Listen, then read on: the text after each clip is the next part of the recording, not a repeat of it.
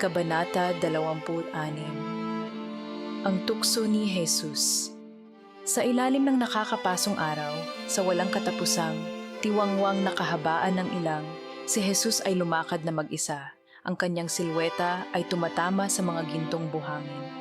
Bawat hakbang ay dumaan sa lupa ng may tahimik na pagpapasiya. Ang bigat ng kanyang misyon ay nakapatong sa kanyang mga balikat. Ang disyerto ay nakaunat ng walang hanggan sa lahat ng direksyon.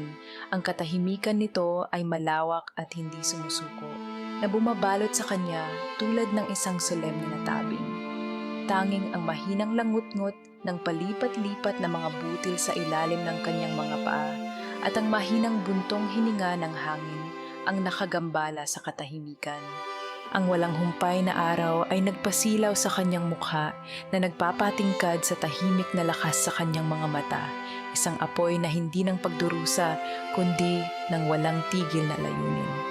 Bagaman ang gutom ay kumagat sa kanyang katawan, ang kanyang espiritu ay nanatiling hindi natinag. Dito, sa pag-iisa sa ilang, kung saan sinalubong ng lupa ang langit sa isang hilaw, walang patid na kalawakan, siya ay naghanda para sa pagsubok na darating, niyakap kapwa ang katahimikan at ang pakikibaka na may pananampalatayang hindi matitinag. Samantala, sa malamig na santuwaryo ng oratoryo ni Maria, isang maliit at hamak na silid na puno ng halimuyak ng insenso at tahimik na pag-ungol ng panalangin, pumasok si Maria na may parehong pagpipitagan at kataimtiman na palaging tanda ng kanyang debosyon. Sa pagtawid niya sa sirasirang sahigig na bato, ang kanyang mga mata ay nakasalubong sa mata ng kanyang anak at magkasama silang nagdarasal, kumikilos sa magkakasuwato na pagkakaisa na parang ginagabayan ng nag-iisa, banal na espiritu. Sa labas, ang disyerto na kalangitan ay naging saksi sa paglipas ng panahon. Ang araw ay sumikat at lumubog ng 35 beses. Ang bawat pag-ikot ay isang tahimik na testamento sa kanilang pagbabantay. Pagkatapos, sa isang biglaan at nakakagulat na kaibahan sa matahimik na disiplina ng kanilang pag-aayuno, ang langit ay nagdilim sa isang nagbabantang presensya. Mula sa malawak na kalawakan sa itaas, si Lucifer ay nagpakita sa harap ni Kristo sa anyo ng isang tao, isang maitim, mapang-akit na figura na dala niya ang pangako ng makalupang kasiyahan.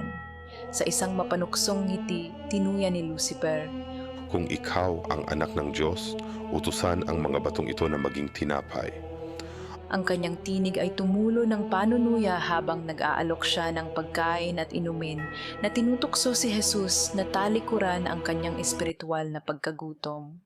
Si Jesus, na hindi natitinag sa kanyang pasiya, ay mahinahong sumagot, "Hindi lamang sa tinapay nabubuhay ang tao." Ang kanyang mga salita ay huminto, at sa katahimikan ng oratoryo ni Maria, ang kanyang malumanay na tinig ay natapos ang pag-iisip na may pagpipitagan na umaalingaw-ngaw sa sagradong espasyo, kundi sa bawat salitang lumalabas sa bibig ng Diyos. Sa sandaling iyon, kapwa pinagtibay ng ina at anak ang kanilang pangako sa banal na katotohanan. Ang kanilang nagkakaisang tinig ay nagtutulak pabalik laban sa kadiliman. Sa paglipas ng panahon, si Maria ay binigyan ng isang makapangyarihang pangitain, isang sulyap sa susunod na labanan sa pagitan ng kanyang anak at ng mga puwersa ng kasamaan.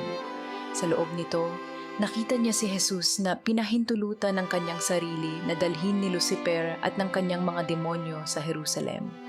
Doon, inilagay nila siya sa pinakamataas na punto ng templo na naglalagay ng entablado para sa isang malaking espiritual na paghaharap. Sa gitna ng kaguluhan, ang mga tinig ni na Jesus at Maria ay sama-samang umangat sa pagkakaisa. "Ama, kaharap ko ang kaaway upang sirain ang kanyang kapangyarihan at ipagpakumbaba ang kanyang pagmamataas, alang-alang sa mga kaluluwang aking minamahal."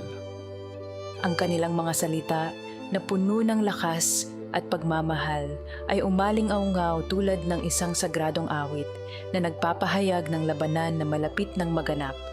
Sa malupit na liwanag ng disyerto, kasing bilis ng pagdadala niya sa templo, Si Jesus ay dinala ni Lucifer at ng kanyang mga demonyo sa tuktok ng isang mataas na bundok. Damang-dama ang pakikibaka, ang mga puwersa ng kadiliman ay nakipagbuno upang igiit ang kanilang kapangyarihan. Ngunit sa gitna ng kaguluhan, sumirit si Lucifer. Lahat ng mga lupaing ito ay ibibigay ko sa iyo kung ikaw ay babagsak at sasambahin ako. Sa sandaling iyon, ang matatag na tinig ni Maria ay tumaas, malinaw at hindi sumusuko. Hindi mo maibibigay ang tanging nilikha ng Diyos. Ang tunog ng kanyang proklamasyon ay bumulaga kay Lucifer na tumusok sa hiyawan ng masasamang puwersa. Nang may autoridad at kalinawan, ipinahayag ni Jesus, Lumayas ka, Satanas, sapagkat nasusulat. sa isang pagkakataon, sa perpektong pagkakaisa, ipinahayag ni Maria at Jesus. Ang Panginoong Diyos ang iyong sasambahin at siya lamang ang iyong paglilingkuran. Ang kanilang mga tinig, matatag at matagumpay ay umalingaw-ngaw sa baog na tuktok ng bundok. Sa sandaling iyon, ang kapangyarihan ng kanilang pananampalataya ay napatunayang hindi mapaglabanan.